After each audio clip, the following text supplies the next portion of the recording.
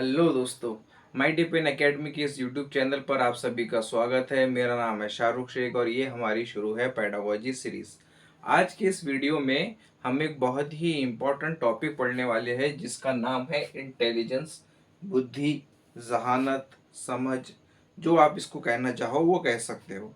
CTET में ये एक बहुत ही इम्पोर्टेंट टॉपिक है। 1 से 2 क्वेश्चन, कभी कभी 3 क्वेश्चन भी इस टॉपिक से पूछे जाते हैं।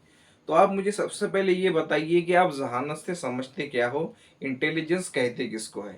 आप ये जवाब दोगे कि सर हमारी क्लास में जो बच्चा सबसे ज़्यादा नंबर लाता था हम उसे इंटेलिजेंट कहते थे, जिसको मैथ्स के प्रॉब्लम सॉल्व करते आते थे उसे हम इंटेलिजेंट समझ लेते थे। मगर ऐसी बात नहीं है।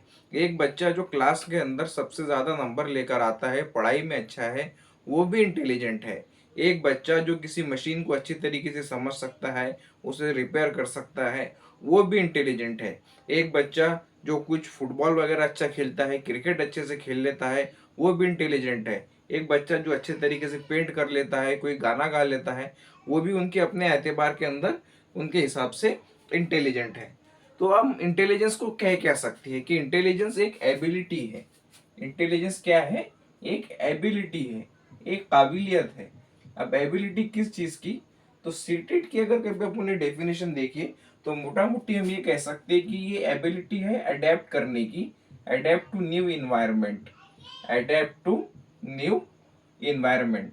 आपको किसी नई जगह पर भेज दिया जाए या किसी नई सिचुएशन में आपको डाल दिया जाए तो आप कितनी जल्दी वहां पर अडेप्ट कर पाते हो, कितनी जल्दी उस सिचुएशन में एडजस्ट कर पाते हो, उससे आपको बताया जाएगा कि आप कितने इंटेलिजेंट हो।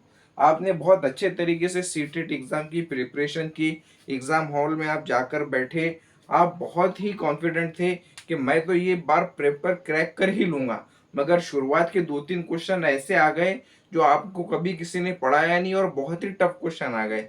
आप वहां पर सर पकड़कर बैठ गए, रोने लग गए और पूरा पेपर खराब कर दिए। नई सिचुएशन आपको दी गई, नया इन्वायरमेंट में आपको डाला गया, आप अपने आप को उसके हिसाब से एडजस्ट नहीं कर पाए, तो आप इंटेलिजेंट नहीं कहलाओगे। लेकिन आपने सोचे कि मुझे सिर्फ 90 नंबर लेकर आना है, चलो मैं आगे के क्वेश्चन सॉल्व करता हूँ, इस नई सिचुएशन के हिसाब से अपने आप को ढाल लेता हूँ, तो आप इंटेलिजेंट कहलाए जाओगे। इसके बाद में आपकी जो एबिलिटी है, सीखने की जो क्षमता है आपकी, आप कितनी जल्दी कोई भी नई चीज को सीख सकते हो, इसे भी आप कहेंगे इंटेलिजेंस। और आपकी जो रीजनिंग है, कैरी आउट एब्स्ट्रैक्ट रीजनिंग, जो एब्स्ट्रैक्ट रीजनिंग है आप कितनी जल्दी कैरी आउट कर सकते हो, कितनी जल्दी समझ सकते हो, मैथमेटिक्स के प्रॉब्लम कितनी जल्दी सॉल्व कर सकते हो, कोई भी चीज को कितनी जल्दी समझ सकते हो, उसे भी कहा जाएगा आपकी इंटेलिजेंस। कोई भी प्रॉब्लम आप कितने जल्दी सॉल्व कर सकते हो, कोई भी प्रॉब्लम आप कितने जल्दी सॉल्व कर सकते हो, आपकी प्रॉब्लम सॉल्व करने की क्षमता भी कही जाएंगी इंटेलिजेंस। ये तमाम चीजें आपको क्या कही जाएंगी? इंटेलिजेंस। तो हम इंटेलिजेंस की डेफिनेशन किस तरीके से बना सकते हैं? Intelligence is the ability to adapt to new environment, adjust according to it, learn new things and carry out abstract reasoning. ये है सीटेट के एतबार से इंटेलिजेंस की डेफिनेशन। अब जो हमारी इंटेलिजेंस है वो कुछ चीजों के ऊपर डिपेंड करती है। सबसे पहले जो हमारी इंटेलिजेंस है ये इनेट होती है। इनेट मतलब पैदाइशी। अब आपने देखे होंगे कि आमतौर पर देखा गया है कि जिनके माता पिता ज्यादा होशियार रहते हैं, ज्यादा जहीन होते हैं, उनके बच्चे भी उसी तरीके से होशियार और जहीन होते हैं। इसे कहा जाता है इनेट एबिलिटी। इंटेलिजेंस को बहुत सारी चीजें प्रभावित करती है, असर डालती है। सबसे पहली चीज उसके ऊपर रहेंगी हेरिडिटी। हेरिडिटी, हमें हमारे माँ बाप से क्या जीन्स मिले हैं वो उसके ऊपर असर डालते हैं। अर्नोल्ड श्वार्ज़नेगर जो इस दुनिया के सबसे बड़े बॉडी बिल्डर थे, मतलब बहुत नाम कमाए थे उन्होंने, कितने तो बीमार वो मिस्टर ओलंपियाड भी बने थे। तो उनके अंदर वो जीन्स उनको मिले थे, उसने उसके ऊपर मेहनत की थी। तो हेरिडिटी बहुत ज़्यादा इंपॉर्टेंट रखती है कि आप इंटेलिजेंस के ऊपर बहुत ज़्यादा फर्क डालती है। और दूसरा है कि इन्वायरमेंट, इन्वायरमेंट भी इंटेलिजेंस के ऊपर फर्क डालता है। एक बच्चे को अच्छी स्कूल्स में पढ़ाया जाए, अच्छी बुक्स दी जाए, अच्छे रिसोर्सेज दिए जाए, तो वो ज़्यादा अपनी लाइफ के अंदर ग्रो कर सकेगा, उसका इंटेलिजेंस ज़्यादा होगा। ये तमाम चीज़ें इंटेलिजेंस के बारे में मैंने आपको बताया। अब इंटेलिजेंस की कुछ टाइप्स होती है, इंटेलिजेंस की कुछ टाइप्स होती है। वो जमाना गया जब हम कहा करते थे कि जो बच्चा ज्यादा नंबर लेकर आएगा सिर्फ वही इंटेलिजेंट है, बाकी सारे बच्चे भोंदू है। ऐसी बात नहीं है। अब इंटेलिजेंस की अलग अलग टाइप कौन सी होती है वो मैं आपको बताता हूँ। तो सबसे पहला जो इंटेलिजेंस होता है वो होता है सोशल इंटेलिजेंस। क्या होता है? Social intelligence. अब आप किसी के घर पर गए और घर पर जाने के बाद में उन्होंने आपको चाय पानी कुछ ऑफर किए, तो आप वहां पर जाकर तमीज तहजीब से बैठोगे, अच्छे तरीके से जो उन्होंने चीज ऑफर की है वो पियोगे। ऐसा नहीं है कि वहां पर जाने के बाद में कुर्ता फाड़ के डांस करना चालू कर दिए। ये वहां पर समाज के साथ में लोगों से बर्ताव करने का सही तरीका नहीं होगा। जो इंसान सोसाइटी में अपने आप को अच्छे तरीके से कैरी कर सकता है उसमें सोशल इंटेलिजेंस होगा। दूसरा होता है कॉन्क्रीट इंटेलिजेंस। दूसरा होता है concrete intelligence. Day to day life के अंदर हम जो जिंदगी के अंदर हमारे रेगुलर काम करते हैं, जो हमारे जिन जिन कामों से हमारा वास्ता पड़ते रहता है, उसमें सिचुएशन के हिसाब से सिचुएशन को समझकर सही डिसीजन लेना, उसे कहा जाता है कॉन्क्रीट इंटेलिजेंस। एक किसान है, उसको पता है कि अभी बरसात का मौसम है, जून महीना शुरू हो गया है, बरसात शुरू होने वाली है, भाई तो पानी गिर गया, मुझे बीज बो देना चाहिए, उसे कहा जाएगा कॉन्क्रीट इंटेलिजेंस। ऐसा नहीं है कि अभी पानी नहीं आया, कुछ नहीं आया, बस जा रहे यार खेत के अंदर अपन बीज बोकर आ जा रहे, फसल लगा कर आ जा रहे, फिर उसका बाद में नुकसान हो जा रहा, तो वो कॉन्क्रीट इंटेलिजेंस नहीं कहा जाएगा। फिर तीसरा इंटेलिजेंस होता है एब्स्ट्रैक्ट इंटेलिजेंस। आप इसे पढ़ाई के साथ में और आपके मैथ्स, साइंस, इसके साथ में कनेक्ट कर सकते, कि जो बच्चे या फिर जो भी इंसान पढ़ाई लिखाई के अंदर अच्छा है, प्रॉब्लम सॉल्व करने में अच्छा है, उसमें कौन सा इंटेलिजेंस होगा? Abstract intelligence. और चौथे टाइप का इंटेलिजेंस होता है इमोशनल इंटेलिजेंस। क्या होता है? Emotional intelligence. अपने खुद के इमोशंस को समझना, अपने खुद के इमोशंस को रेगुलेट करना, ये होता है इमोशनल इंटेलिजेंस। सामने वाला आपको कितना भी गुस्सा दिला रहा है, मगर आपका खुद के ऊपर काबू रखना, उसे कहा जाएगा इमोशनल इंटेलिजेंस। सामने वाला एक दुख के अंदर है, एक तकलीफ के अंदर है, आप उसके दुख को, दर्द को महसूस कर सकते हो, आपके दिल में रहमदिली का जज्बा पैदा होता है, इम्पैथी पैदा होती है, वो है इमोशनल इंटेलिजेंस। आप सीटेट का एग्जाम दे रहे हो, आप बहुत मेहनती हो, आप इस पूरे अपनी इस जर्नी के अंदर हमेशा अपने आप को मोटिवेट रखते हो, मोटिवेशन का जो इमोशन है आप में पाया जाता है, तो ये है इमोशनल इंटेलिजेंस। इसके बाद में एक टाइप आती है स्पिरिचुअल इंटेलिजेंस। क्या है? Spiritual intelligence. अपनी जिंदगी के मकसद को समझना, आध्यात्मिक तौर पर, रूहानी तौर पर, जिसके अंदर तमाम जो आध्यात्मिक लीडर है वो तमाम लोग इसमें आ जाएंगे, उसे कहा जाता है स्पिरिचुअल इंटेलिजेंस। चलो, अब हमने इंटेलिजेंस किसको कहा जाता है वो देख लिए, इंटेलिजेंस के अलग अलग टाइप देख लिए। तो अब हम सबसे एक देखने वाले हैं concept of IQ. Concept of IQ. अब ट्रेडिशनली जो बच्चे पढ़ाई लिखाई में अच्छे होते थे, जो बच्चे पढ़ाई लिखाई में अच्छे होते थे, उन्हें ही इंटेलिजेंट मान लिया जाता था, और उनकी इंटेलिजेंस को नापने के लिए एक कंसेप्ट दिया गया था, उसे कहा जाता है concept of IQ, intelligent quotient. क्या कहा जाता है? Intelligent quotient. अब इसका एक फॉर्मूला है आईक्यू नापने का। आईक्यू नापने का एक फॉर्मूला है mental as upon chronological age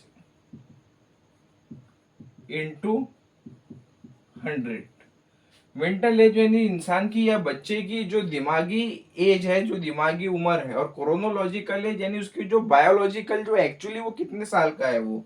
अब फॉर एग्जांपल एक बच्चा है, उसकी उम्र है 10 साल की, मगर उसका दिमाग चलता है 12 साल के बच्चों के जैसे, तो 12/10 इंटू 100, इसका जवाब आ जाएगा 120।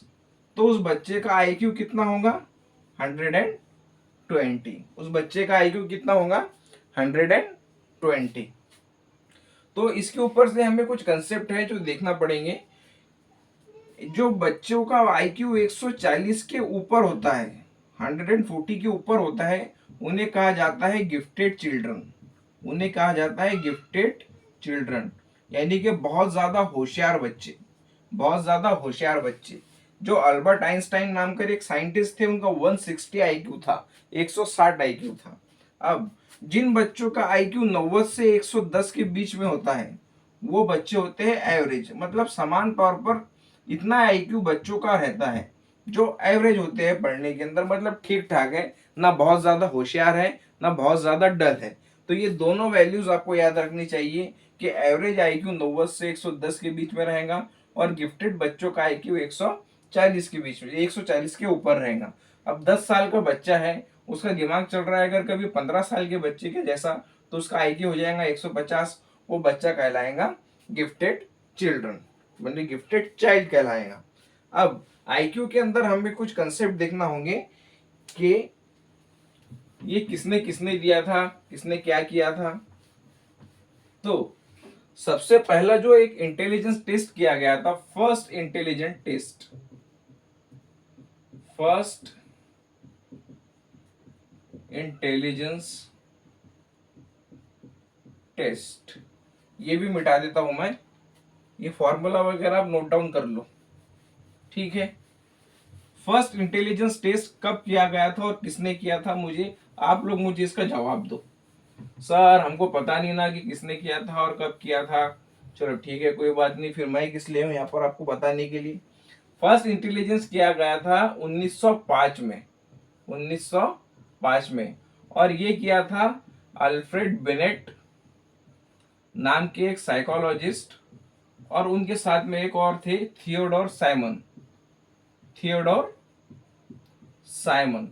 सर हमको ये नाम याद रखने हैं, बिल्कुल आपको ये नाम याद रखने हैं और ये साल भी याद रखना है कि कब किया गया था। और कंसेप्ट ऑफ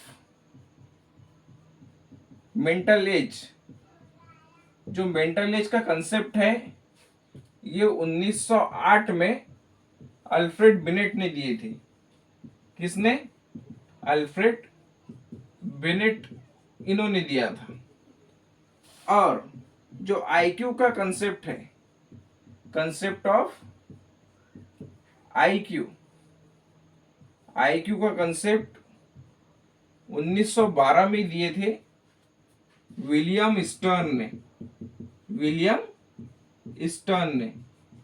और जो आईक्यू का फॉर्मूला है, आईक्यू का जो फॉर्मूला है जो हम अभी यूज कर रहे हैं, ये आईक्यू का फॉर्मूला 1916 में दिए थे लुई टर्मन ने, लुई टर्मन ने।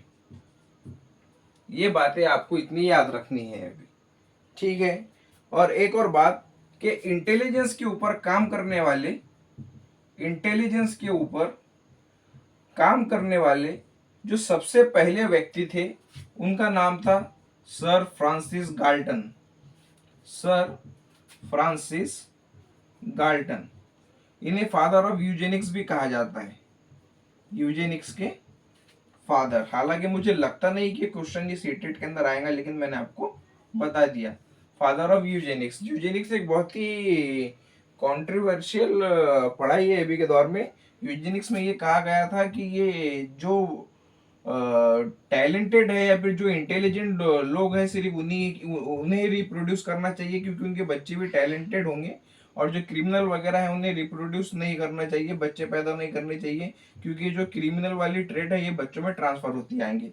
तो फादर ऑफ यूजेनिक्स को जो है ये सर फ्रांसिस गाल्टन को कहा गया है। और सबसे पहले इंटेलिजेंस के ऊपर काम करने वाले भी सर फ्रांसिस गाल्टन ही थे। अब ये तमाम चीजें आपने देख ली, तो मैं आपको एक इंटेलिजेंस का चार्ट बनाकर बता देता हूँ। इस चार्ट को आप नोट डाउन कर लो।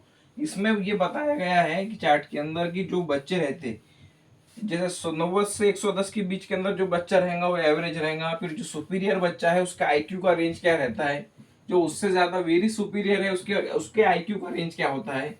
इसी तरीके से जो गिफ्टेड चिल्ड्रन है उसके आईक्यू का रेंज क्या होता है। तो हम देखेंगे जो बच्चे एवरेज है, एवरेज आईक्यू का रेंज क्या है। एवरेज है समझ लो 90 से 109 तक, 90 से 109 तक। अब जो बच्चे सुपीरियर रहेंगे, जो बच्चे सुपीरियर रहेंगे ये रहते हैं 110 से 120 19 तक, 110 से 119 तक। और जो वेरी सुपीरियर मतलब इनसे भी ऊपर रहेंगे बच्चे कुछ, ये पूरा टेबल आपको नोट डाउन करना है। 120 से 139 तक इनका आईक्यू रहेगा। और जो गिफ्टेड रहेंगे इनका रहेगा 140 प्लस, 140 के अबव। अब जो बच्चों का 109 से कम रहेगा आईक्यू, जो बच्चों का 109 से 90 से कम रहेगा, 80 से 89 के बीच में, वो रहेंगे डल बच्चे। और इनसे कम जिनका रहेगा वो आएंगे बॉर्डर लाइन डिफिशियंसी के अंदर, वो आएंगे बॉर्डर लाइन डिफिशियंसी के अंदर 70 से 79 की तरफ। अब इससे जो नीचे रहेंगे बच्चे वो मोरॉन वाली कैटेगरी में आएंगे 50 से 69 तक। और इसके नीचे इम्बेसिल 20 से 49। और जो बिलो 20 है वो आएंगे ये इडियट वाली कैटेगरी में। ये सिर्फ नाम है, ऐसा बोलना नहीं है आपको बच्चों को कि तू इडियट है, तू डल है, तू मोरॉन है। ये सिर्फ नाम है कि जो बच्चों का आईक्यू इस रेंज के अंदर रहेगा वो कौन सी इसमें रहेंगे। ठीक है, इसको आप नोट डाउन कर लो, इसको आप नोट डाउन कर लो। अब ये नोट डाउन करने के बाद में जो गिफ्टेड बच्चे रहेंगे, ये जो गिफ्टेड बच्चे रहेंगे, आप मुझे ये बताओ कि एक बच्चा जो पढ़ाई लिखाई के अंदर बहुत ज्यादा अच्छा है, आप उसे गिफ्टेड बोलोगे? हाँ सर, जो बच्चा पढ़ाई लिखाई में बहुत ज्यादा अच्छा है हम उसे गिफ्टेड कहेंगे। अब एक बच्चा जो क्रिकेट खेलने में बहुत ज्यादा अच्छा है, विराट कोहली है समझ लो फॉर एग्जाम्पल, तो आप विराट कोहली को गिफ्टेड कहोगे या नहीं? सर हम थोड़े कंफ्यूज है, उसे गिफ्टेड कहना या नहीं। चलो ठीक है। अब एक बच्चा, या फिर समझ लो जो हमारी लता मंगेशकर मैडम थी, लता मंगेशकर जी, या फिर ए आर रहमान जो है, जो म्यूजिकली ज्यादा इंटेलिजेंट है, क्रिएटिव लोग है, तो इन्हें आप गिफ्टेड कहोगे या नहीं कहोगे? सर ये भी तो गिफ्टेड ही है। तो जो गिफ्टेड बच्चे होते हैं, गिफ्टेड चिल्ड्रन, इन्हें हम कह सकते हैं ये तीन तरीके के रहेंगे, ये तीन कई तरीके के रहेंगे। एकेडमिकली इंटेलिजेंट,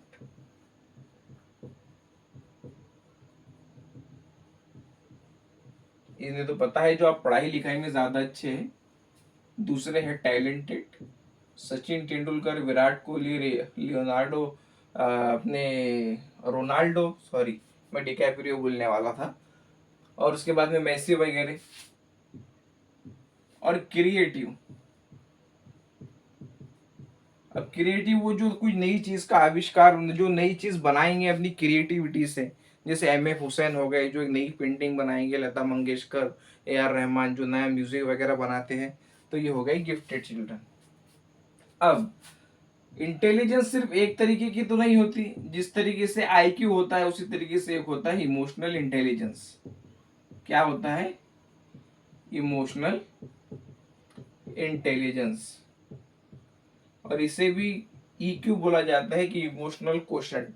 जिसका इमोशनल इंटेलिजेंस जितना ज्यादा होगा, जितना अच्छा होगा, उसका इमोशनल क्वोशंट ईक्यू उतना ज्यादा अच्छा होगा। आपको अपने इमोशंस के ऊपर अगर आप रेगुलेट कर सकते हो अपने इमोशंस को, अगर आप अपने इमोशंस को रेगुलेट कर सकते हो, दूसरों के इमोशंस को समझ सकते हो, और पॉजिटिव इमोशंस को अपने अंदर डेवलप होने देते हो, तो आप इमोशनली इंटेलिजेंट इंसान हो। अब ये कंसेप्ट देने वाले जो लोग थे वो दो लोग थे, Solvay and mayor. Solvay and mayor, ये दो लोगों ने ये कंसेप्ट दिया था। और डैनियल गोलमैन नाम के एक साइकोलॉजिस्ट थे, उन्होंने किताब लिखी थी, डैनियल गोलमैन, इमोशनल इंटेलिजेंस। ये बात आपको याद रखनी है, ये क्वेश्चन पूछ सकता है।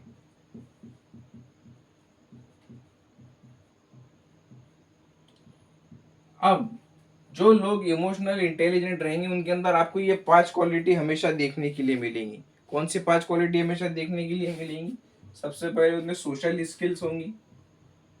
सोशल स्किल्स, कौन से इंसान से किस तरीके से मिलना है, कौन से इंसान से किस तरीके से मिलना है, कहाँ पर किस तरीके से बिहेव करना है, ये तमाम बातें किसमें आएंगी, सोशल स्किल्स में। सेल्फ अवेयरनेस, खुद के बारे में अवेयर रहेंगे ये। कोई इन्हें अगर कभी चने के झाड़ पर चलाने की कोशिश करेगा तो ये वहां पर नहीं चढ़ेंगे। इनमें मोटिवेशन हाई रहेगा, हाई मोटिवेशन। मोटिवेशन बहुत जरूरी है, बगैर मोटिवेशन के इंसान कुछ नहीं कर सकता।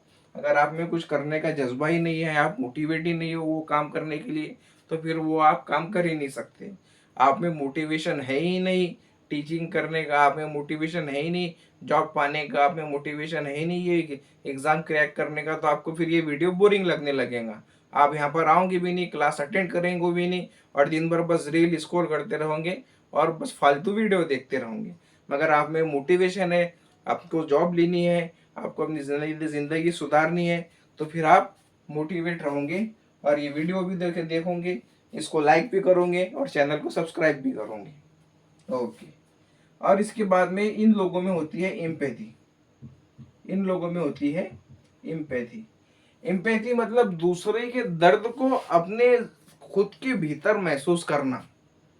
कोई सामने वाले को आपने तकलीफ में देखा और तकलीफ में देखने के बाद में आप खुद बेचैन हो गए, तो इसे कहा जाता है एम्पैथी। और ये हाईली इमोशनल इंटेलिजेंट इंसान की पहचान होती है कि ये किसी को तकलीफ के अंदर नहीं देख सकते। और जो सबसे लास्ट वाली इनके अंदर क्वालिटी आएंगी वो होगा ये रेगुलेशन, सेल्फ रेगुलेशन। ये खुद की इमोशंस को रेगुलेट कर पाएंगे। कोई इन्हें कितना भी गुस्सा दिलाने की कोशिश करेगा मगर ये खुद के गुस्से को पी जाएंगे, खुद के गुस्से को पी जाएंगे। अब इसके बाद में एक और टॉपिक होता है, ये पांचों स्किल्स आपको याद रखनी है कि इमोशनली इंटेलिजेंट व्यक्ति के अंदर कौन सी चीजें रहेंगी। अब मैं आपको एक बात ये बताना चाहता हूं कि जो कॉग्निशन होता है, क्या कॉग्निशन और इमोशन, ये अलग अलग है या एक दूसरे के ऊपर डिपेंडेंट है। तो कॉग्निशन का मतलब होता है हमारा जहन, हमारी इंटेलिजेंस, और इमोशन का मतलब होता है हमारे जज्बात। तो ये दोनों एक दूसरे से इंटरकनेक्टेड है, एक दूसरे के ऊपर डिपेंडेंट है। अगर कहीं कोई इंसान जहीन है तो वो दूसरे के इमोशन को समझ पाएगा। अब कोई इंसान जहीन है ही नहीं, वो आईक्यू के अंदर बहुत ही ज्यादा नीचे के लेवल के ऊपर आता है, तो वो क्या किसी की इमोशन को समझेगा। जो थोड़ा दिमाग से कमजोर है या जिसके के अंदर कोई थोड़ी डिफिशियंसी है, तो ये नहीं समझ पाएगा कि सामने वाले को मैंने कोई बात बोल दिया तो इसे बुरा लगेगा या नहीं लगेगा। तो ये जो है कॉग्निशंस और इमोशन जो है वो इंटरडिपेंडेंट है।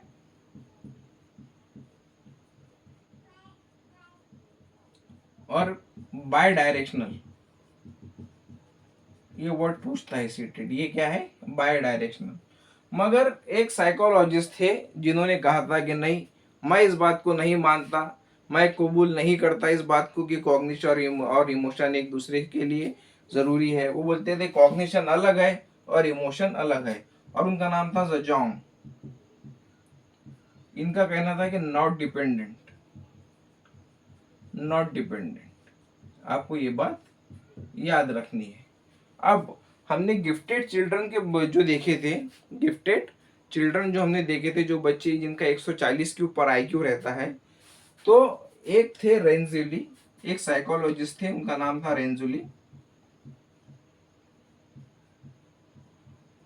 उनकी एक थ्री रिंग मॉडल है, थ्री रिंग मॉडल है कि उन्होंने कहा था कि जो बच्चों के अंदर, जिस इंसान के अंदर ये तीन चीजें होंगी, तीनों चीजें, ऐसा नहीं कि इसमें एक चीज है और बाकी की दोनों चीजें नहीं है, जिसमें ये तीनों चीजें होंगी उसे ही हम गिफ्टेड माने जाएंगे।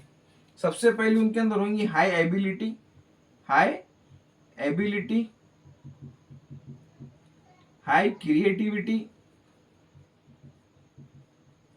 और हाई कमिटमेंट।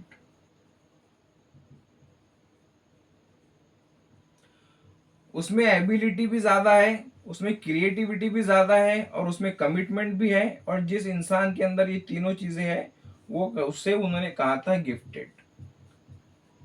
एक बच्चा है जो पढ़ने लिखने में बहुत ज्यादा होशियार है, मैथमेटिक्स के प्रॉब्लम बहुत अच्छे तरीके से सॉल्व कर सकता है, और वो क्रिएटिव भी है, उसे नए नए तरीके से प्रॉब्लम सॉल्व करने आते हैं, और वो कमिटमेंट भी है, उसके अंदर इच्छा भी है, वो कमिटेड भी है अपने करियर को लेकर, अपनी ग्रोथ को लेकर, तो उसको वो गिफ्टेड कहेंगे। अब कोई बच्चा सिर्फ होशियार है और वो क्रिएटिव नहीं है, उसमें कमिटमेंट नहीं है, तो वो उसे गिफ्टेड कहने के लिए तैयार नहीं। ये किन्होंने कहा था? रेंजिलियो ने। चलो ठीक है। अभी जो इंटेलिजेंस के बारे में जितने भी क्वेश्चंस हो सकते थे, जितने भी पॉइंट्स हो सकते थे, मैंने आपको बता दिए। अब इसके बाद इंटेलिजेंस की कुछ थीरीज है, अलग अलग साइकोलॉजिस्ट ने अपनी अपनी थीरी दिए हैं, और इंटेलिजेंस के ऊपर गंद 8 से 10 थीरी अलग अलग तरीके की बताई गई है। मगर सीटेट के हमारे एग्जाम के पॉइंट ऑफ व्यू से जो सबसे ज्यादा इंपॉर्टेंट थ्योरी है वो है थ्योरी ऑफ मल्टीपल इंटेलिजेंस, जिसे दिया था हार्वर्ड गार्डनर ने। थ्योरी ऑफ मल्टीपल इंटेलिजेंस का कहना यह है कि जो बच्चा सिर्फ पढ़ाई लिखाई में अच्छा है उसे इंटेलिजेंट कहना, ये बात गलत है। इंटेलिजेंस किसी एक तरीके की नहीं होती, अलग अलग तरीके की होती है, और इन्होंने टोटल 8 तरीके की इंटेलिजेंस दी थी। कितने तरीके की दी थी? 8 तरीके की इंटेलिजेंस दी थी। इस थ्योरी का नाम क्या है? Theory of multiple intelligence. इस थ्योरी को देने वाले साइकोलॉजिस्ट का नाम है हार्वर्ड गार्डनर। इन्होंने एक किताब लिखी थी, उस किताब का नाम क्या है? Frames of mind. और इन्होंने कितने तरीके के इंटेलिजेंस दिए थे? 8 तरीके की अलग अलग इंटेलिजेंस दिए थे। तो हम वो 8 तरीके की इंटेलिजेंस देखेंगे, और आपको क्वेश्चन अगर कभी आया तो 90% चांस है कि आपको गार्डनर की इस थ्योरी ऑफ मल्टीपल इंटेलिजेंस से क्वेश्चन आएगा। इसलिए अपने आंख कान नाक सब खोलकर इस जो मैं आपको बताने वाला हूँ इसको देखो, सुनो और नोट डाउन करो। ओके। अब इतनी जज्बात और इतनी शिद्दत से मैंने बोला आपको, तो आपका भी काम है कि इतनी ही जज्बात और इतनी शिद्दत के साथ में इसको अटेंड करना। कॉपी पेन रेडी रखो और तमाम चीजें नोट डाउन करो। क्या नाम है हमारे इन महान साइकोलॉजिस्ट का? इनका नाम है हार्वर्ड गार्डनर। और इन्होंने कौन सी थ्योरी दिए थे? Theory of multiple intelligence.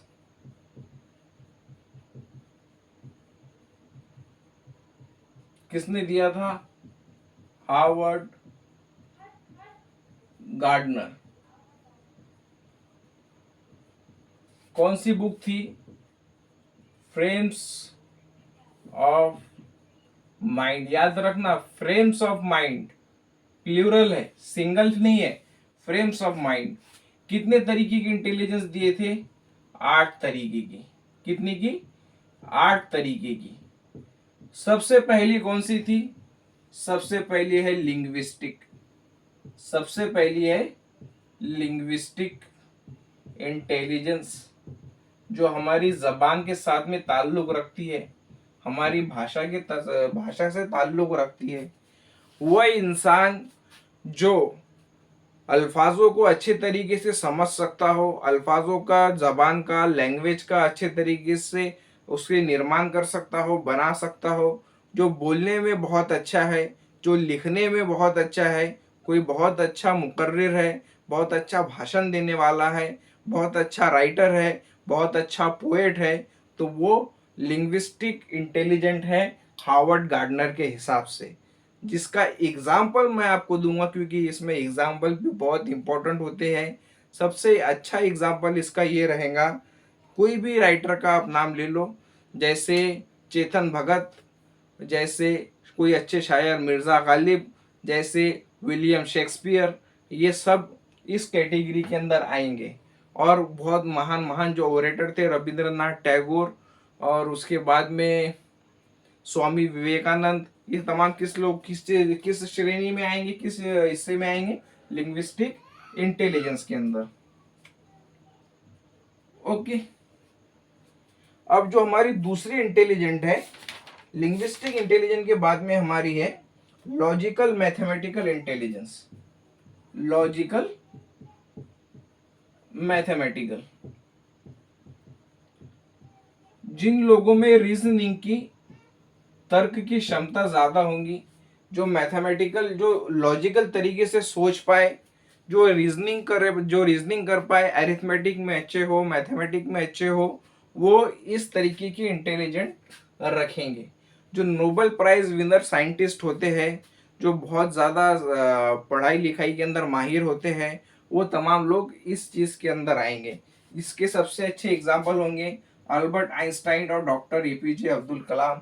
और उसके बाद में आपने ओपनहाइमर मूवी देखी होंगी अभी, क्रिस्टोफर नोलन की। तो उसके अंदर जो ओपनहाइमर थे, जो जिन्होंने न्यूक्लियर बॉम्ब बनाए थे, वो भी इसके अंदर आएंगे। हमारे चंद्रशेखर वेंकट रमन, जिन्हें नोबेल प्राइज भी दिया था रमन इफेक्ट के लिए, वो इस कैटेगरी में आएंगे। डॉक्टर होमी जे बाबा इस कैटेगरी के अंदर आएंगे। और तीसरी इंटेलिजेंस होती है स्पेशियल इंटेलिजेंस। स्पेशल नहीं, कंफ्यूज मत करना, स्पेशियल इंटेलिजेंस। ये जगह के हिसाब से है। किसके हिसाब से? जगह के हिसाब से। ये लोग विजुअलाइज कर सकते हैं ग्राफ्स को विजुअलाइज कर सकते हैं, और इन्हें जगह का ज्ञान होता है। इसके अंदर आएंगे एग्जाम्पल के तौर पर आर्किटेक्ट, क्योंकि ये जो डिजाइन वगैरह करते, पूरी इमारत वगैरह बनाते, तो ये इसके अंदर आएंगे आर्किटेक्ट। इसमें आएंगे सेलर्स, जो समंदर में जहाज चलाते।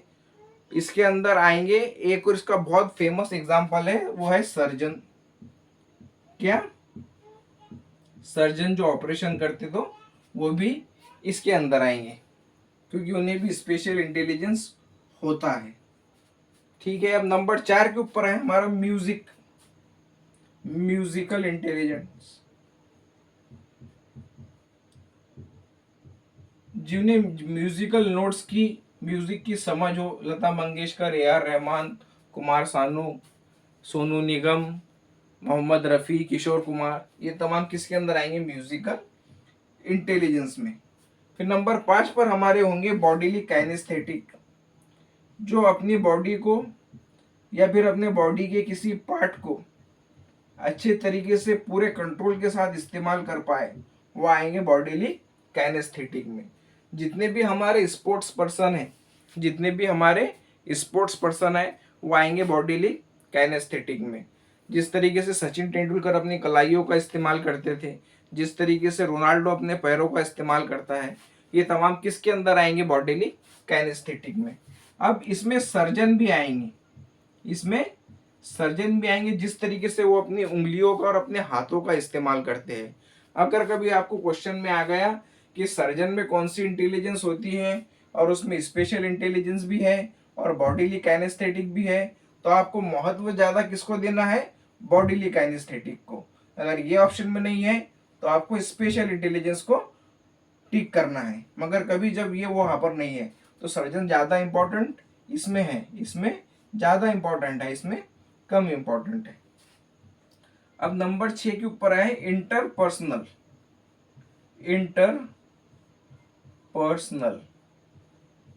इंटेलिजेंस। अब इंटरपर्सनल इंटेलिजेंस के अंदर का मतलब ये है कि जो दूसरों के विचारों को, दूसरों की सोच को, दूसरों के इमोशंस को समझ सकते हैं। इसके अंदर आएंगे साइकोलॉजिस्ट, काउंसलर्स, जो दूसरों के इमोशंस को और दूसरों की सोच को समझ सकते, दूसरों के पॉइंट ऑफ व्यू वो समझ सकते। इसमें एक एग्जांपल होगा मदर टेरेसा, जो दूसरों के दर्द को समझ सकते। अब इंटर पे से याद रखना है, मतलब ये दूसरों के बारे में है। और 7वें नंबर के ऊपर है इंट्रापर्सनल।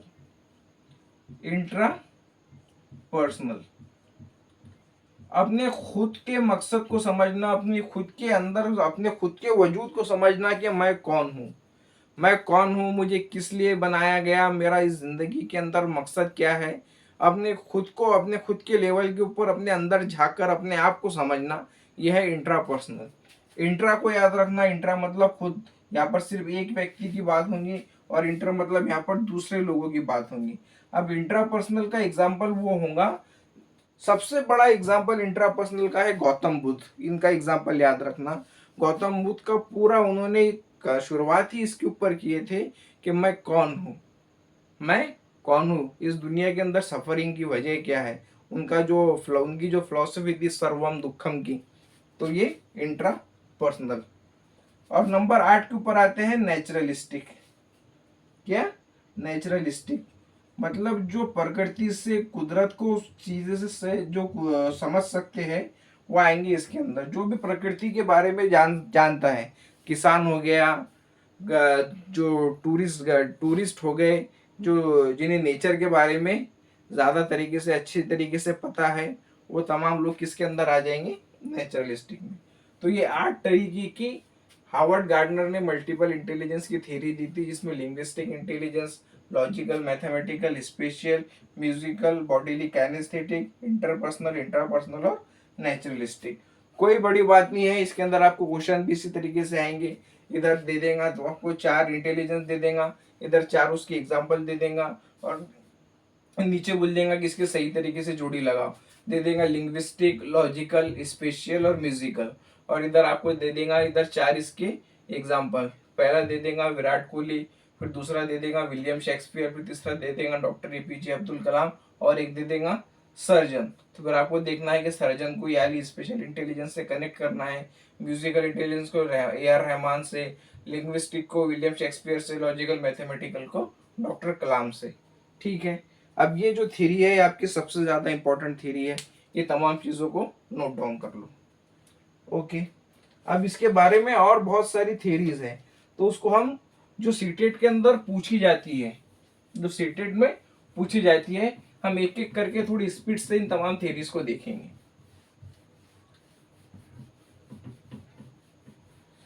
इसमें एक थ्योरी है यूनिफैक्टर थ्योरी है, फिर एक टू फैक्टर थ्योरी है, एक मल्टी फैक्टर थ्योरी है, उसके बाद में एक ग्रुप फैक्टर थ्योरी है, उसमें एक ट्रायर की थ्योरी है, और फिर उसके बाद में आखिरी के ऊपर 3 डायमेंशनल थ्योरी है। सर इतनी सारी थ्योरी हमको समझ में आएंगे, पढ़ते आएंगे। बहुत सिंपल सिंपल है, कुछ ज्यादा हार्ड बात नहीं है, कुछ ज्यादा मुश्किल नहीं है, और समझाने के लिए मैं हूँ आपको यहाँ पे। तो जो सबसे पहला हम देखेंगे वो है यूनिफैक्टर थ्योरी।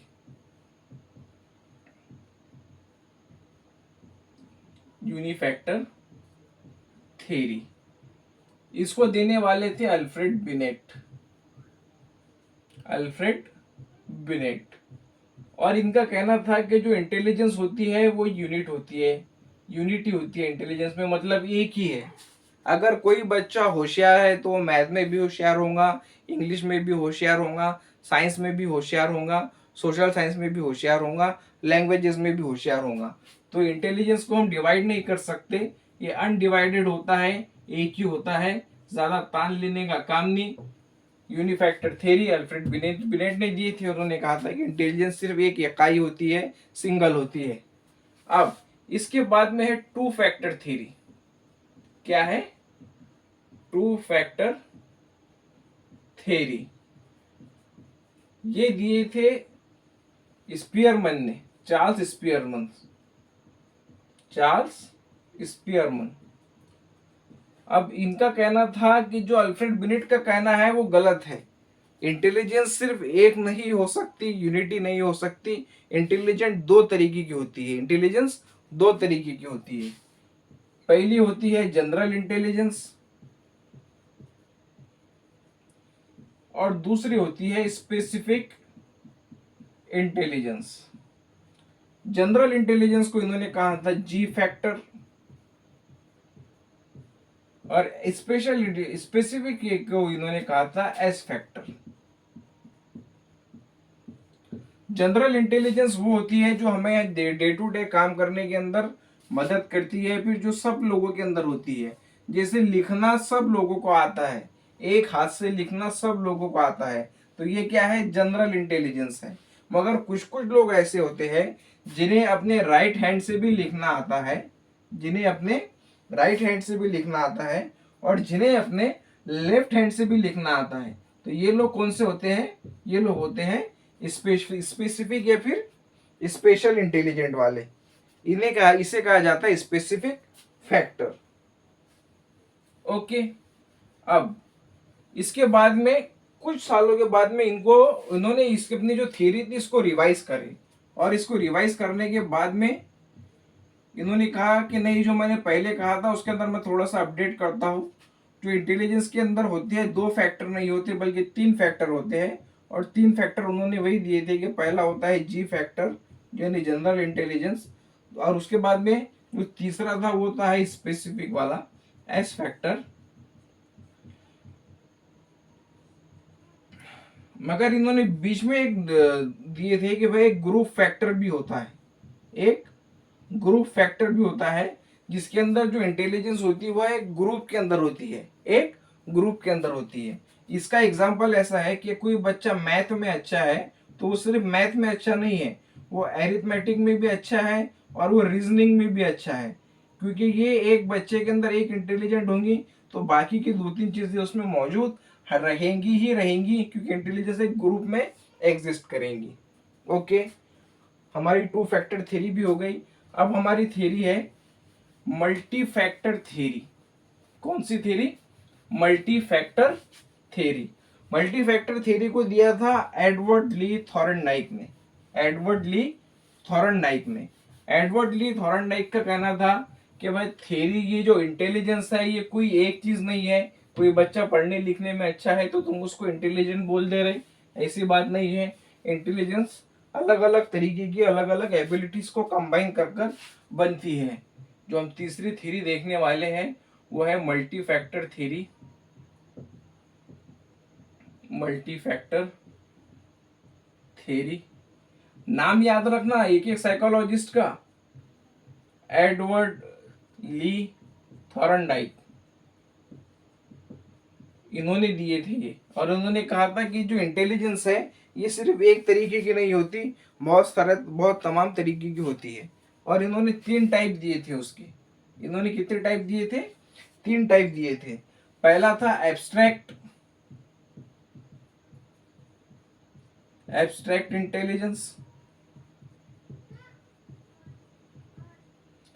एब्स्ट्रैक्ट इंटेलिजेंस के अंदर उन्होंने कहा था कि जो वर्बल मतलब जो लफ्जों को अच्छे तरीके से समझ सकेंगे, जो सिंबल्स को अलग अच्छे तरीके से समझ सकेंगे, जो साइंस को अच्छे तरीके से समझ सकेंगे, मतलब जो रीजनिंग अच्छे तरीके से समझ सकेंगे।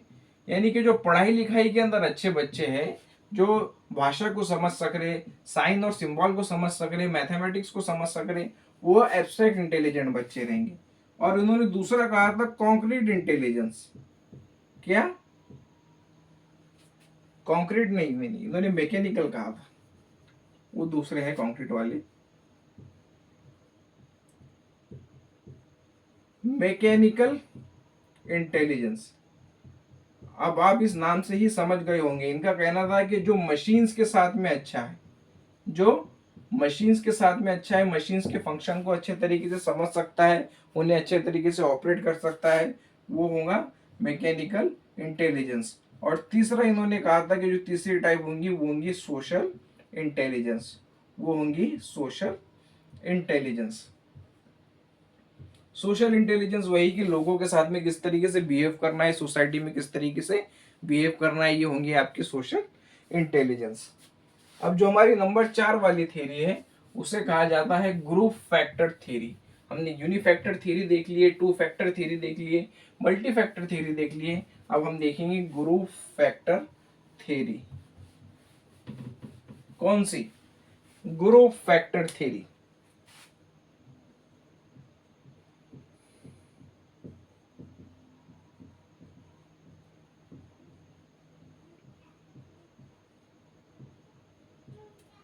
Group factor theory, group factor theory देने वाले हमारे जो साइकोलॉजिस्ट थे वो थे लुई थर्स्टन। लुई थर्स्टन, इनका कहना था कि इंसान में कुछ प्राइमरी मेंटल एबिलिटीज होती है, प्राइमरी मेंटल एबिलिटीज, कुछ बुनियादी खुसूसियात होती है हर इंसान के अंदर, जिसे इन्होंने पीएमए कहा था। और इन्होंने 7 तरीके की ये एबिलिटी कही थी। कितने तरीके की? 7 तरीके की। किसी इंसान में कुछ होंगी, किसी इंसान में कुछ होंगी। आप इंटेलिजेंस को सिर्फ एक नजरिए से मत देखो। जिस तरीके से हार्वर्ड गार्डनर ने 8 टाइप बताए जो कि बहुत फेमस थ्योरी है, तो उनसे पहले इन्होंने 7 टाइप बताए थे। और इन्होंने हर एक इंटेलिजेंस को क्या कहा था? प्राइमरी मेंटल एबिलिटी कहा था। और कितने तरीके की बताए थे? 7 तरीके की। अब इनको याद करने का एक तरीका है, उसका शॉर्ट फॉर्म है SPNV WMR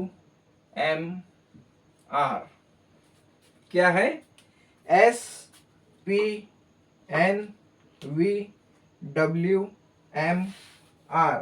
एक बार बोलो, SPNVWMR। ग्रुप फैक्टर थ्योरी किसने दिया था?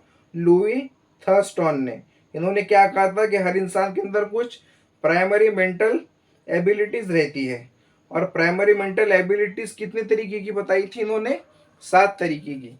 और इसे हम याद किस तरीके से रखेंगे? इसे हम इस तरीके से याद रखेंगे कि हम ये वर्ड याद रखेंगे, SPNVWMR। एस से होगा स्पेशल, एस से होगा स्पेशल, पी से होगा परसेप्चुअल,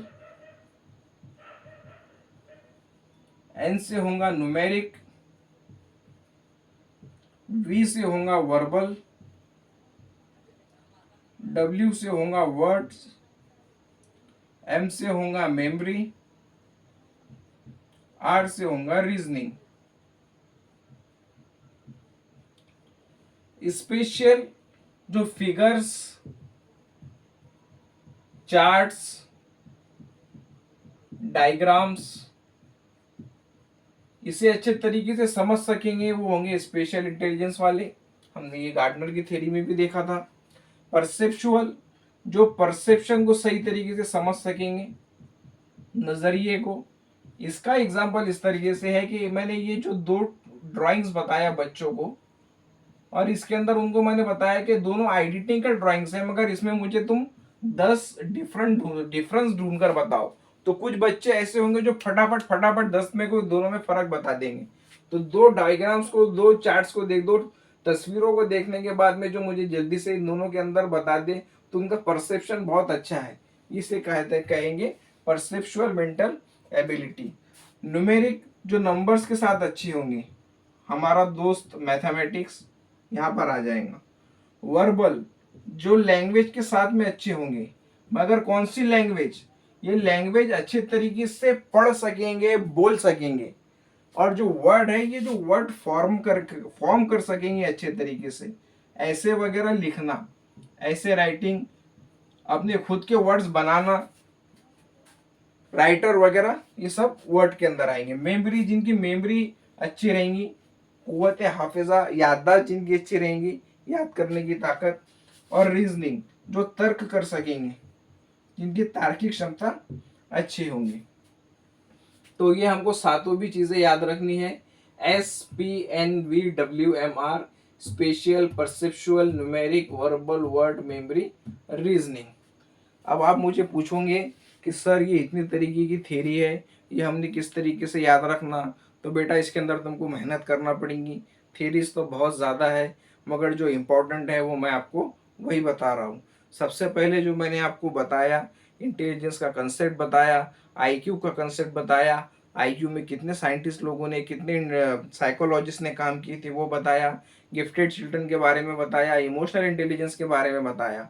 और उसके बाद मैंने आपको ये भी बताया कि हार्वर्ड गार्डनर की थ्योरी जो सबसे ज़्यादा इंपॉर्टेंट है, उसके मैंने जो 8 टाइप्स है वो बताया। अब ये जो मैं आपको बता रहा हूँ, ये थोड़े हार्वर्ड गार्डनर के मुकाबले में थोड़े कम इंपॉर्टेंट है, मगर इंपॉर्टेंट है। आपको थ्योरी का नाम याद रखना है, साइकोलॉजिस्ट का नाम याद रखना है, और उसके अंदर के इंपॉर्टेंट पॉइंट याद रखना है। अब इसके बाद में ट्रायआर्किक थ्योरी ऑफ इंटेलिजेंस भी है।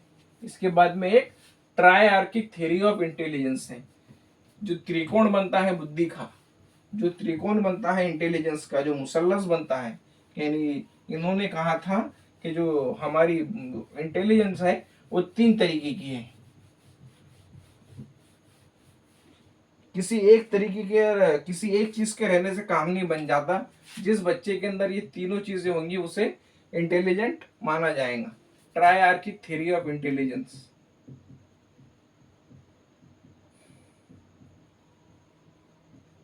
ट्रायआर्किक थ्योरी इसे दिया था Robert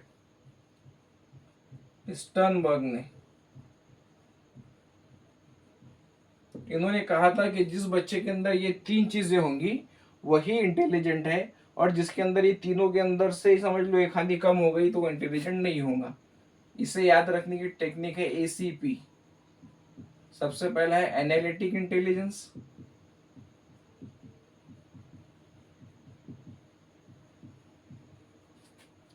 creative intelligence,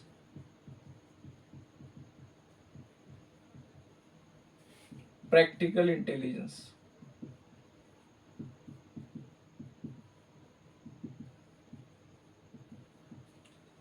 analytic intelligence किसी भी चीज का ज्ञान होना, इस बात का ज्ञान होना कि ये मैथ का एक प्रॉब्लम है, इसे किस तरीके से सॉल्व किया जाता है, यहाँ पर कौन सा फॉर्मूला यूज होगा, एनालिटिक इंटेलिजेंस। क्रिएटिव इंटेलिजेंस अलग अलग तरीके इजाद करना, उस प्रॉब्लम को सॉल्व करने की, ये होगा क्रिएटिव इंटेलिजेंस। प्रैक्टिकल इंटेलिजेंस उसको अपनी असली की जिंदगी में किस तरीके से इस्तेमाल करना, ये होगा प्रैक्टिकल इंटेलिजेंस। और जब ये तीनों चीजें मिल जाएंगी तो रॉबर्ट स्टर्नबर्ग का कहना है कि वो आदमी, वो शख्स जो है वो बहुत ज्यादा इंटेलिजेंट है। और हमारे आज की जो छठी थ्योरी है उसे कहा जाता है 3 dimensional model of intelligence. 3 dimensional model.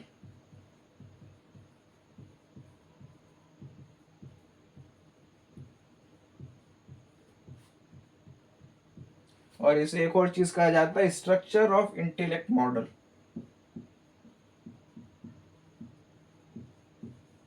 Structure of intellect model. और ये देने वाले इंसान थे जेपी गिलफोर्ड। JP Guilford. अब इन्होंने कहा था कि बुद्धि के 3 आयाम होते हैं, 3 डायमेंशन होते हैं। जो इंटेलिजेंस है इसके 3 डायमेंशन होते हैं। जो पहला डायमेंशन होता है उन्होंने उसको कहा था ऑपरेशंस। क्या कहा था? ऑपरेशंस। ऑपरेशन का मतलब होता है कि व्हाट आर ब्रेन डस, हमारा दिमाग क्या करता है।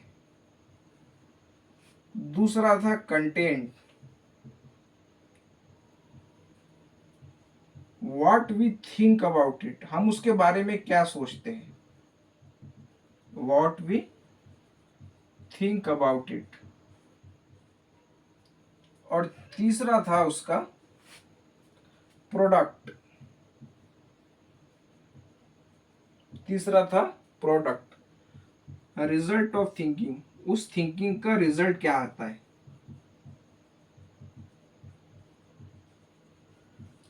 सर हमको समझ में नहीं आया क्या है ये। जेपी गिलफर्ड का कहना था कि जो इंटेलिजेंस है उसकी 3 डायमेंशंस होते हैं। सबसे पहला होता है ऑपरेशन, दूसरा होता है कंटेंट, तीसरा होता है प्रोडक्ट।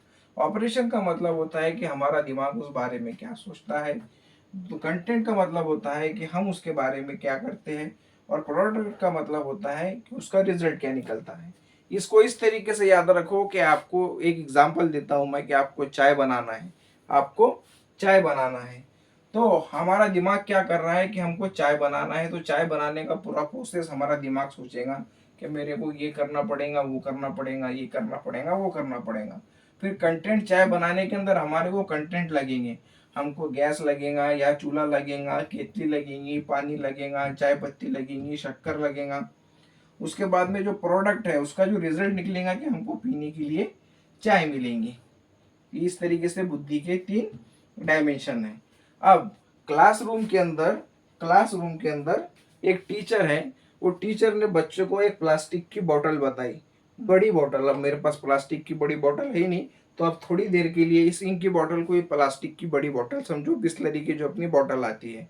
उन्होंने कहा कि इस प्लास्टिक की बोतल को, इस पानी की बोतल को पानी पीने के अलावा और कितने तरीकों में, कितने चीज़ों के अंदर इस्तेमाल किया जा सकता है। तो एक बच्चा खड़ा होता है और खड़े होकर बोलता है कि सर ये जो प्लास्टिक की बोतल है, मैं इसे यहाँ से काट कर पेन रखने का अपना होल्डर बना सकता हूँ। एक बच्चा खड़ा होता है, वो बोलता है कि सर मैं इसके ऊपर ढक्कन लगाऊंगा, तो अपने इसका जो ढक्कन है वो बंद करूंगा, उसमें सुराख कर कर मैं इससे खेल सकता हूँ। एक बच्चे ने कहा कि सर मैं इसे काटूंगा, इसके अंदर पानी भरूंगा और छत पर रख दूंगा और पंछियों के पक्षियों के पीने के लिए पानी का कंटेनर बना सकता हूँ। एक ने कहा सर मैं इसके जो इसका जो नीचे का बॉटम वाला हिस्सा है इसमें सुई से मैं अलग अलग छोटे छोटे छेद करूंगा और इसे मैं गमलों में पानी देने के लिए एक अच्छी बोतल, एक गमलों में पानी देने के लिए बना सकता हूँ, एक बर्तन बना सकता हूँ। तो सबसे पहले वो क्वेश्चन सुनकर बच्चों के दिमाग ने क्या किया, सोचा कि भाई मैं क्या अलग अलग तरीके से इस बॉटल का इस्तेमाल कर सकता हूँ। तो ये होगा वो ऑपरेशन। उसके बाद कंटेंट, कंटेंट बच्चों ने उसके बाद में अलग अलग तरीके बताना चालू किए कि ये कर सकते, वो कर सकते, इसको मैं पेन होल्डर बना सकता, इससे मैं खेल सकता, इससे मैं पंछियों की पीने के लिए बर्तन बना सकता। और प्रोडक्ट उसके आखिर में हमें उस बॉटल के अलग अलग जो तरीके के इस्तेमाल के तरीके थे वो समझ में आए। तो ये क्या होगा उसका प्रोडक्ट। तो 3 डायमेंशन कौन से है जेपी गिलफोर्ड की 3 डायमेंशनल मॉडल के, ऑपरेशंस, कंटेंट एंड प्रोडक्ट, इतने आपको याद रखना है। अब जेपी गिलफोर्ड जो थे इनको एक और चीज के लिए जाना जाता है, एक और चीज के लिए जाना जाता है। इन्होंने कंसेप्ट दिए थे कॉन्वर्जेंट और डाइवर्जेंट थिंकिंग का। किसका कंसेप्ट दिए थे? कन्वर्जेंट और डाइवर्जेंट थिंकिंग का। कन्वर्जेंट थिंकिंग उसको कहेंगे जहां पर तमाम बातें आकर एक मुद्दे पर, एक बिंदु पर जमा हो जाएंगी। और डाइवर्जेंट थिंकिंग उसको कहेंगे जहां से अलग अलग शाखे, अलग अलग ब्रांचेस निकलेंगी। कन्वर्जेंट थिंकिंग,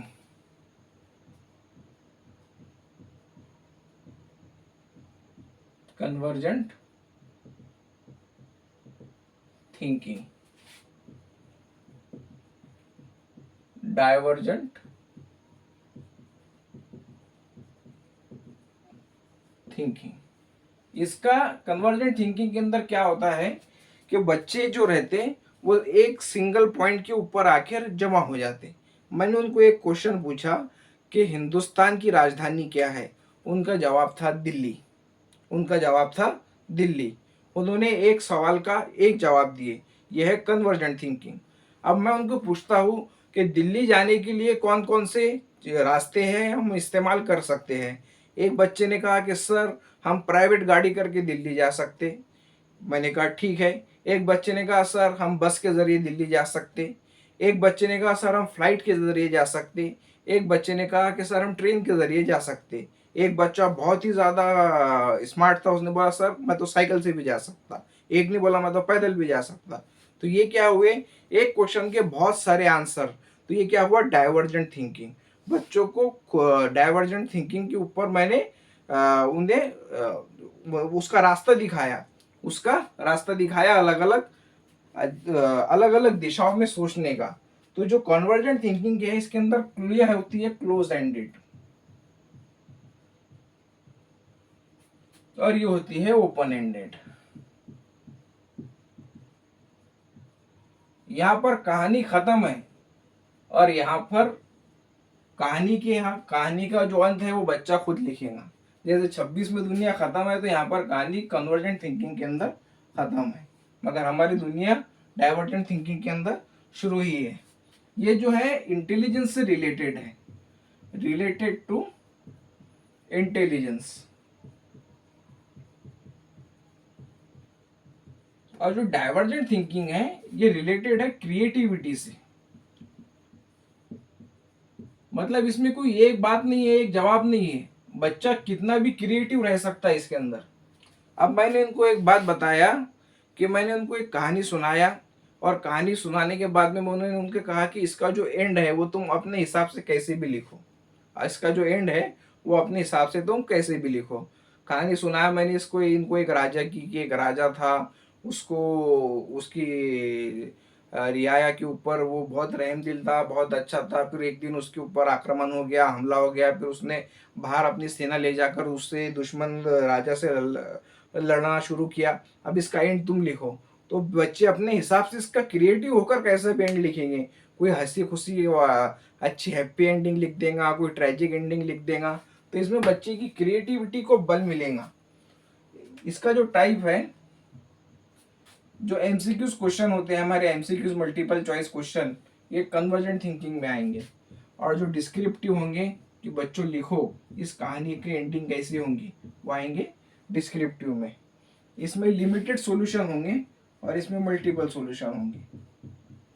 कन्वर्जेंट में लिमिटेड सॉल्यूशंस और इसमें मल्टीपल सॉल्यूशन। अगर आपको बच्चों में क्रिएटिविटी डेवलप करना है तो आप क्लासरूम में कौन से क्वेश्चंस पूछोगे, आप उनमें ओपन एंडेड क्वेश्चन पूछोगे। कौन सी थिंकिंग को प्रमोट करोगे, डाइवर्जेंट थिंकिंग को प्रमोट करोगे। अब सीटेट के अंदर एक क्वेश्चन ऐसा पूछा गया है कि एक टीचर अपनी क्लास में बच्चों को एक स्टोरी सुनाती है और उन्हें ये कहती है कि अब स्टोरी का जो एंड है वो तुम अपने हिसाब से बनाओ और इसको मुझे सुनाओ। तो ये बच्चों में कौन सी थिंकिंग को प्रमोट कर रही है, तो बच्चों में डाइवर्जेंट थिंकिंग को प्रमोट कर रही है। आज के इस लेक्चर में सिर्फ इतना ही था, कुछ ज़्यादा था नहीं, बस कुछ भी थ्योरीज वगैरह थी इतनी ही थी। मेरी आपको आखिरी आखिरी के ऊपर मेरी सलाह आपको ये रहेंगी कि जितनी भी थ्योरीज मैंने आपको बताई है, जितने भी लेक्चर के अंदर हमने चीज़ें देखी है, इसमें सबसे ज़्यादा इम्पोर्टेंट हार्वर्ड गार्डनर की थ्योरी ऑफ मल्टीपल इंटेलिजेंस है। वो 8 स्टेज को एकदम घोल कर पी लो, क्योंकि 90% हर साल उसमें से क्वेश्चन आता है तो आता है। बाकी तमाम चीज़ें भी बहुत ज़्यादा ज़रूरी है। इंटेलिजेंस की शुरुआत में जो हमने पॉइंट्स देखे वो पॉइंट्स पढ़ो, और जो बाकी की जो हमने 6 थ्योरीज देखी है उसमें थ्योरी का नाम, साइकोलॉजिस्ट का नाम और उस थ्योरी में इंपॉर्टेंट बात क्या कही गई है, इन 3 बातें भी आपने याद रख लिए तो आपका काम हो जाएगा। ये वीडियो अगर कभी आपको पसंद आया होगा तो इसे लाइक करो, चैनल को सब्सक्राइब करो, और आपके जो दोस्त टीचिंग एग्ज़ाम की प्रिपरेशन कर रहे हैं उनके साथ में ज़रूर और ज़रूर शेयर करो। मेरा नाम है शाहरुख शेख, यह है माई टिप इन एकेडमी। आप सभी का बहुत बहुत शुक्रिया।